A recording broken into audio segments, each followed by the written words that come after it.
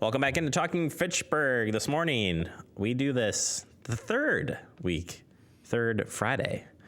It's Lieutenant Chad Brecklin from the Fitchburg Police Department giving us the City of Fitchburg police update. Yes, good morning. How are you doing? It's Friday, so I'm a little bit looser than normal. We all like Fridays, don't we? Oh, we do. We really do. So we've got a lot to talk to today, so no funny business. We'll just get right to it. Be all business. It would be all business this morning. And let's kick it off here. Unfortunately, we had another robbery in Fitchburg. Just kind of wanted to start there. Do we have any rhyme or reason for maybe why we're seeing robbery in different times, different places? Even this case, same place being hit again. Yeah, I know you're referring to the convenience store on Sign Road. Yeah, it was robbed, unfortunately, for the third time in roughly three and a half weeks. Again, last evening. So we have investigative resources on that particular incident and the three incidents, in fact, there. And we're looking at similarities and hopefully following up on some leads today. And we're working with the business owners to determine if there are some crime prevention things or other measures or strategies that we could implement either through their business cooperatively with the two of us, or things that we as the police department can do to hopefully put an end to this particular situation there at that store. There's nothing at this point in time to believe that store is being specifically targeted for any particular reason, but there's could be a variety of reasons why this is happening, and we're keeping our options open, and like I say, we've got a lot of resources on it.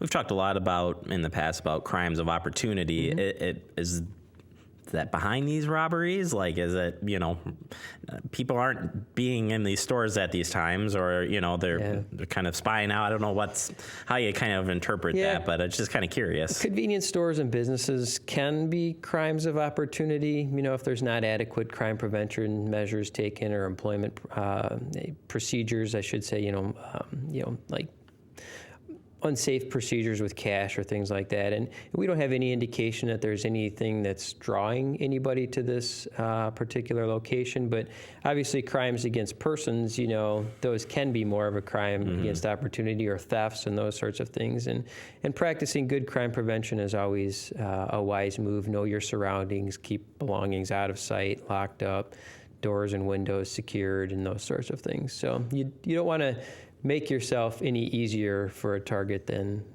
need be. And if business owners or citizens alike notice something suspicious, or see this release and see somebody that maybe fits the description, what would you recommend them doing? I would recommend they contact the police department at 270-4300 and provide their information. They could also use Madison Area Crime Stoppers, which I believe is 266-6014, although I'm not positive. Look at that. We had it ready for you. Excellent work. You guys always have my back.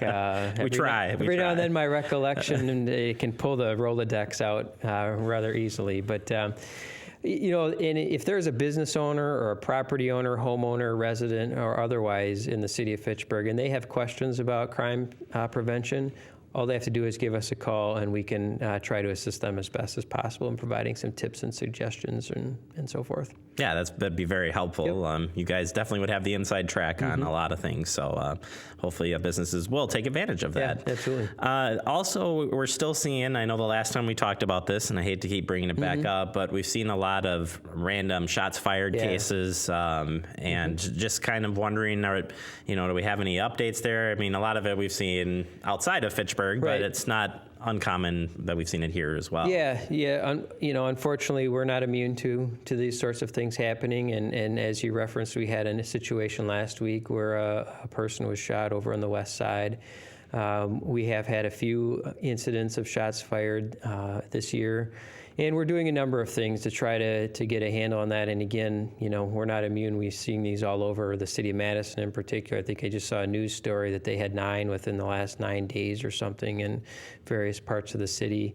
And, we've reached out to Madison Police to see if there are ways that we can strengthen our partnerships, so to speak, share information better, and not to say that we're not sharing it now, because we are, but are there other ways to enhance these relationships and partnerships that we have? Are there any connections to the situations that we're seeing, to the situations that they're seeing, and so forth? So we've also looked at an internal procedure that we're going to be implementing to kind of help standardize our response to these sorts of incidents, since unfortunately we have had a bit of an uptick in them this year. So all kinds of things going on in that regard. A lot of them are behind the scenes and unfortunately not for public consumption, but that's the nature of our business. Yeah. Just know that you guys are out there, doing the best that you can to, figure out what's going on here with the uptick and prevention. And there's been plenty of media coverage on the shots fired incidents in the area, but clearly it takes a community. The police department is not going to solve this problem in and of itself, and the work that we do and the prevention efforts that we try, it's going to take a widespread effort from a variety of fronts to hopefully put an end to this and or at least significantly limit the occurrences. So if there are resources that we can point people towards, we want to do that.